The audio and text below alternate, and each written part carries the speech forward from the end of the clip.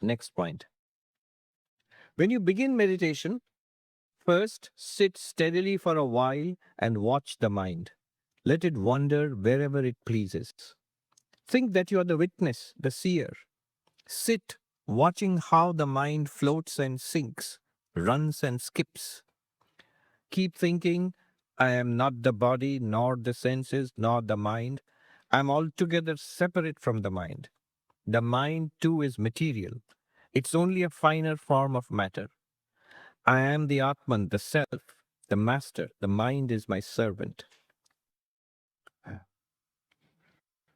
This is sometimes people start meditation. I'm going to start meditation as if they're jumping into the pool for a swim, hop into the mat and start meditating immediately.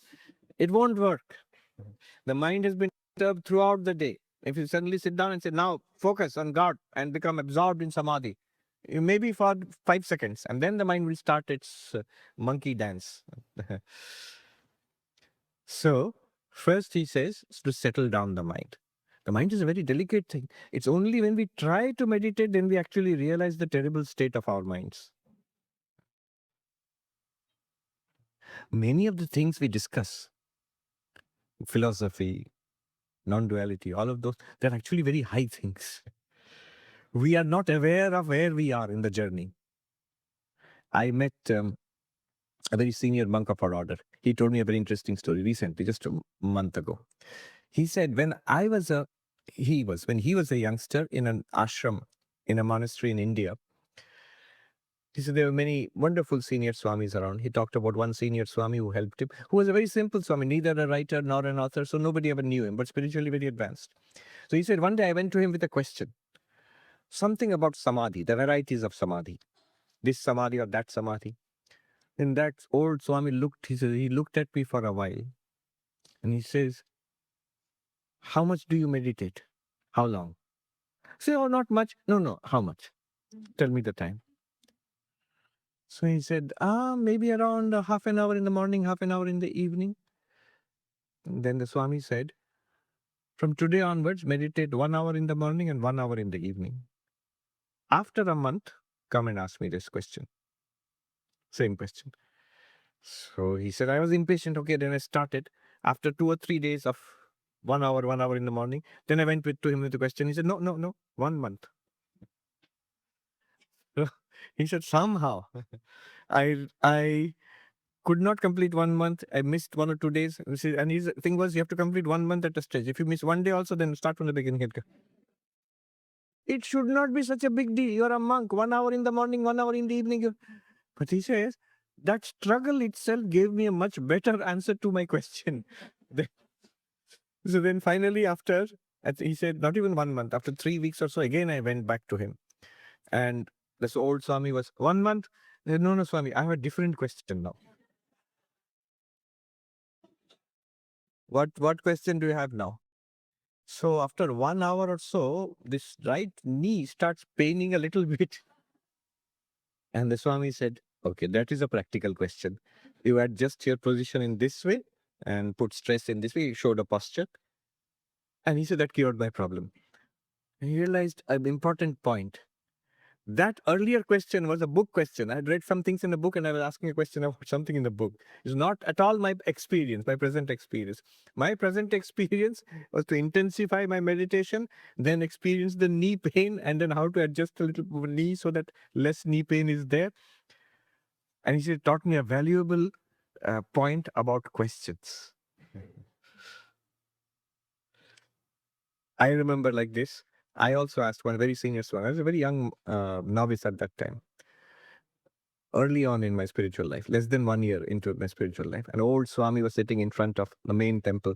And I had some question. I've forgotten actually what question it was, but very, very intensely, very vigorously, when I was asking this question. And the Swami looked at me and he said, shh. I said, what? Shh. What do you mean, Swami? He said, first, complete the course, 10 years. Become a monk first. Keep your mouth shut. Finish 10 years, then you ask questions. And I still remember that old Swami because 10 years later, when I became a monk, I mean, sannyas. So the first day after becoming a monk, you have to go around bowing down to all the seniors and tell them your new name. That my name, I have bowed down, please bless me. My new name is Swami Sarvapriyananda. And you do that to every senior monk in the monastery, which is in the hundreds. Because you're the junior most, you just become a monk today. So everybody's senior to you. And all the novices, those who are in white, brahmacharis, they will come to you and bow down to you and ask. So you have to tell them your name.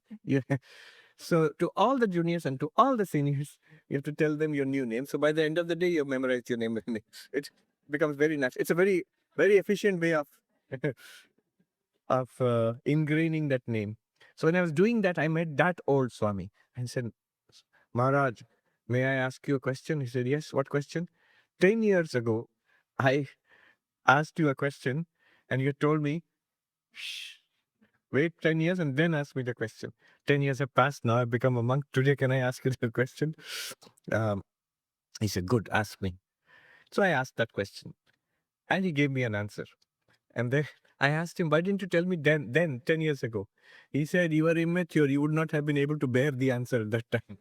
Now, if you understand enough, you will understand the answer, the value of that answer also.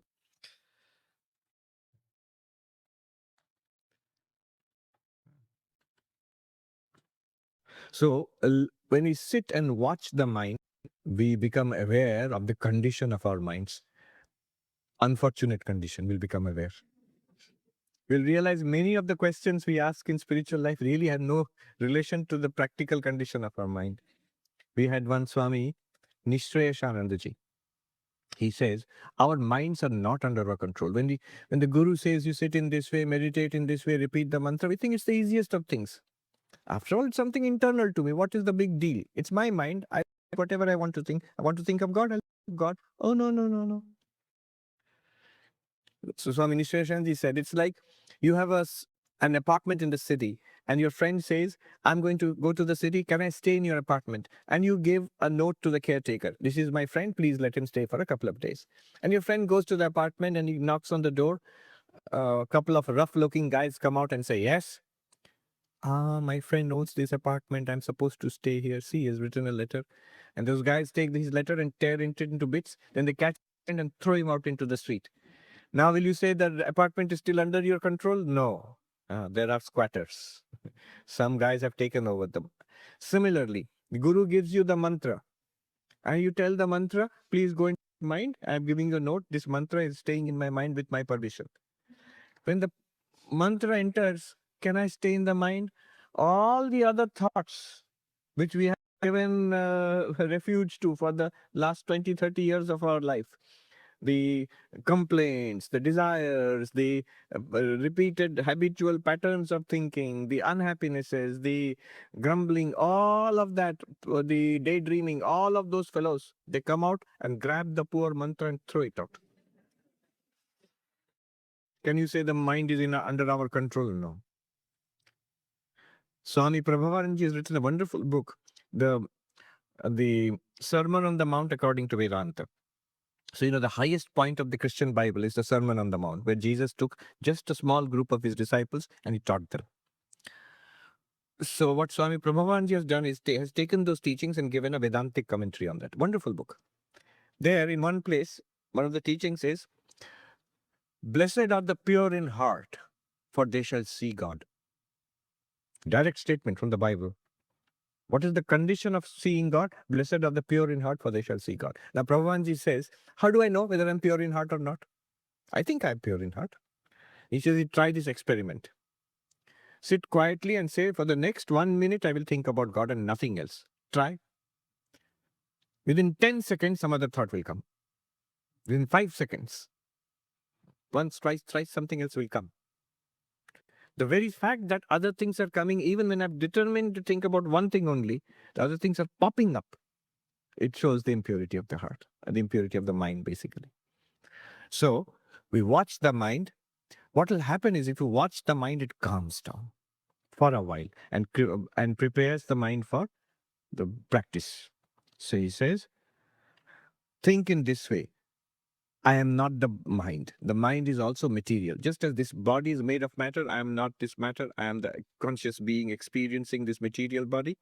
The mind is also matter. In what sense? In Vedanta, there's a principle. Whatever is an object to you is matter. Because matter is an English word. The actual word in Sanskrit and many Indian languages is Jada. Jada. So what is Jada? Jada is insentient. The precise definition of Jada, insentient, is that which is an object to consciousness. How do I know what's an object to consciousness? Whatever we can label as this in our experience. This table. I'm seeing the table, this table. But this cloth, Jada, object.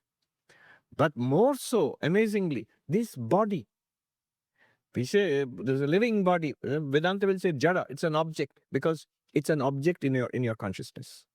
In my awareness, it's an object. It's something that I can see, I can touch, taste, smell, even hear the sounds in the body. It's an object to all my senses. The body is Jada. It feels conscious because of your presence in it. You are this conscious being. You are present in this body. Therefore, the body feels conscious. Now, the mind is also Jada. That's an amazing thing. Generally, we think of the mind as conscious. If we think of anything as conscious, we think of the mind as conscious. In fact, in modern consciousness studies, what is studied? Mind, thoughts, cognition, emotions, memory. But all of these are mind. And stick to the definition of object. Anything that you can label as this in our own experience, when we can do that, that's Jada, that's an object. Can we label, if you think a thought, 1 + 1 is 2, it's a thought. Can you label it this thought? Yes. In that case, that 1 + 1, 2 is an object. Just as this is an object, body is an object, thought is also an object because it is an object to your consciousness. It is something that you can label as this.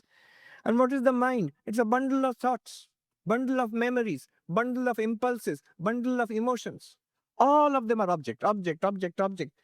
Great discovery we make. I am none of them. I am none of them. They are all objects. And I am that consciousness, that awareness, which experiences the bundle of thoughts and feelings, which I call mind, the bundle of flesh and blood and bone, which I call body. They are objects just like this. This is an object, it's a thing. It's not me. I am not a table. It's an object to consciousness. Exactly like that, this body is also an object to consciousness. And so is the mind. Body, prana, senses, mind, intellect, memory, all of them are objects. And you are that to which all of these are appearing. Now, he says, I am the Atman. I am the master, the mind is my servant. There's an old Sanskrit saying which a senior monk taught me. I've forgotten the whole saying, but the end of it is like, ahaha, kinkarasya kinkare kinkari krito aham. By the servant of my servants, I have been made a servant. Who are my servants? The senses. And the senses are the servant of the mind. And the mind is my servant. I am the Atman. But by the servant of my servants, by the servants of my servant is the mind. The mind's servants are the senses. By those senses, I have become a servant. I have become a servant to my senses. The eyes want to see something. I must go and see it. The tongue wants to taste something. Yes, I must taste it. Ears want to hear something immediately. What earbud? I'm sitting. The senses have made me a servant. Wherever they want to go, I'm running and providing those experiences to my senses. And then bigger master, more terrible master is the mind. See, mind is a good servant, terrible master. Our problems are because we have made the mind our master. It's a ghost. It has nothing practical to contribute except for the job it is supposed to do. Cognition, memory, those are jobs. But it's become our ruler. So, he says, you sit first for a while. Don't jump into meditation.